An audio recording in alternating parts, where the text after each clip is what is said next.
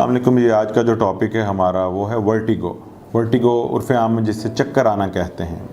Vertigo की कई एक वजूहात होती हैं और ये कान गला की कुछ बीमारियों से लिंक्ड होती हैं, कुछ कान गला की डोमेन से बाहर होती हैं।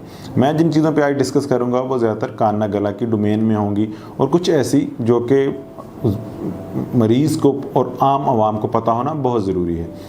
वर्टिगो उस अलामत को कहा जाता है जिसमें मरीज़ जो है उसमें एक घूमने की फीलिंग आ जाती है जबकि वो घूम नहीं रहा है। एक फीलिंग ऑफ रोटेशन, इसको हम वर्टिगो कहते हैं, चक्कर आना कहते हैं। कुछ ऐसे भी हमारे पास पेशेंट आते हैं जो इम्बैलेंस को, मतलब कि उनकी बॉडी का जब तवाज़ुन बिगड़ता है उसको वो कहते हैं चक्कर आ रहे हैं। हालांकि तवाज़ुन बिगड़ना एक टोटली डिफरेंट बीमारी है और चक्कर आना एक टोटली डिफरेंट बीमारी है। इन दोनों में डिफ्रेंशिएट करना बहुत ज़रूरी है। चक्कर आना, उसकी जो कान गला की वजूहात हो सकती हैं उनमें से दो बड़ी वजूहात, एक बिनाइन प्रोक्सिमल पोजीशन वर्टिगो है और एक मीनियस डिजीज़ है। इसके अलावा भी कान की किसी भी बीमारी में चक्कर आ जाते हैं, कान में से रेशा आने के साथ भी या कान के अंदरूनी हिस्सा डैमेज होने के साथ भी चक्कर आ जाते हैं। इनसे पहले, इन तीनों बीमारियों में जाने से पहले मैं आपको कुछ ये बता दूं कि कान दो फंक्शन कर रहा होता है इंसानी जिस्म में। एक तो समाज जो हम सब जानते हैं, दूसरा ये बैलेंस का ऑर्गन है। कान के जो तीसरा हिस्सा है, बाहर वाला, दरमियानी और अंदरूनी, जो इनर ईयर है, जो कान का अंदरूनी हिस्सा है, तीसरा ये बैलेंस के साथ लिंक्ड है।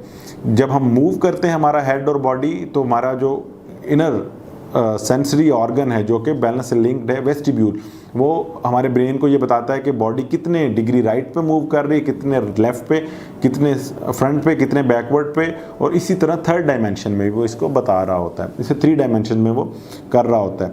बिनाइन प्रोक्सिमल पोजिशनल वर्टिगो, जिसे BPPV कहा जाता है, ये ऐसी बीमारी है जिसमें मरीज़ को एक ख़ास पोजीशन में चक्कर आते हैं। या तो वो उठते हुए कुर्सी से या लेट ज़मीन अपने बेड से उठते हुए, या बाज़ का झुकते हुए, या सर उठाते हुए। ये एक इस बीमारी का कार्डिनल फीचर है कि उस मरीज़ को पोजीशनल वर्टिगो होगा और वो फेड हो जाएगा 1 या 1.5 मिनट में, परसिस्ट नहीं करेगा, लंबा नहीं जाएगा, वो 1-1.5 मिनट के अंदर ख़त्म हो जाएगा। इसे बिनाइन प्रोक्सिमल पोजीशनल वर्टिगो की कैटेगरी में हम लेके आते हैं। लेकिन इसको इस कैटेगरी में फिट करने के लिए हमें एक टेस्ट करना पड़ता है जिसे मैनूवरिंग टेस्ट कहा जाता है, डिक्स-हॉल-पाइक मैन्यूवर कहा जाता है। उसमें अगर पॉजिटिव आ जाए तो ये इस चीज़ का अंदिया होता है कि ये patient benign proximal positional vertigo में फिट हो गया है। और फिर इसकी जो मैनेजमेंट है वो एक ख़ास किस्म की एक्सरसाइज होती है। उस एक्सरसाइज को हम जो है अपने क्लिनिक में ही करवा देते हैं, जो कि 5 से 7 मिनट में हो जाती हैं और इस बीमारी में दवाई की ज़रूरत नहीं होती है। मरीज़ उस एक्सरसाइज से ही बेहतर हो जाता है और उसे हम रिपीट कर देते हैं बाद के 5वें या 7वें दिन। दूसरी जो तरह की बीमारी है जिसे हम मीनियस डिजीज़ कहते हैं, उसमें ज़्यादातर पेशेंट्स जो हैं 3 तरह की अलामात के साथ आते हैं। हीयरिंग लॉस, समात कम हो जाना, चक्कर आना, और तीसरी चीज़ जो है कान भरे भरे होना। और ये एक अटैक की सूरत में आते हैं, लाइक कि ये आधे पौने घंटे का एक टाइम ड्यूरेशन होती है। उसमें पेशेंट को सुनना भी कम हो जाता है, कान भी भरे महसूस होते हैं और चक्कर भी आ रहे होते हैं। खैर, इसकी मैनेजमेंट एक लंबा टॉपिक है, उसकी मैं भी डिस्कशन में नहीं जाऊंगा। इस वीडियो के तनासर से जो एक ज़रूरी चीज़ है जो बताना ज़रूरी है, इम्बैलेंस।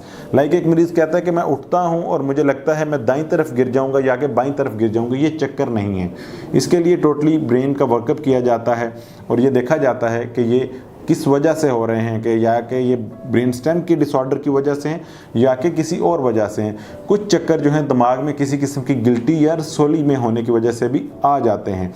इसी के साथ एक लाइट हेडेडनेस की एक टर्म यूज़ होती है जिसे हम लाइट हेडेडनेस, या कि आप समझ लें एक मरीज़ कहता है मेरा दिल घबरा रहा है, वो भी बात इसको चक्कर कह रहा होता है। जैसे ब्लड प्रेशर लो हो गया या हाई हो गया तो एक जुम्बिश सी की फीलिंग आती है, जैसे पेशेंट कहता है कि वाइब्रेशन की फीलिंग या कि जुम्बिश की।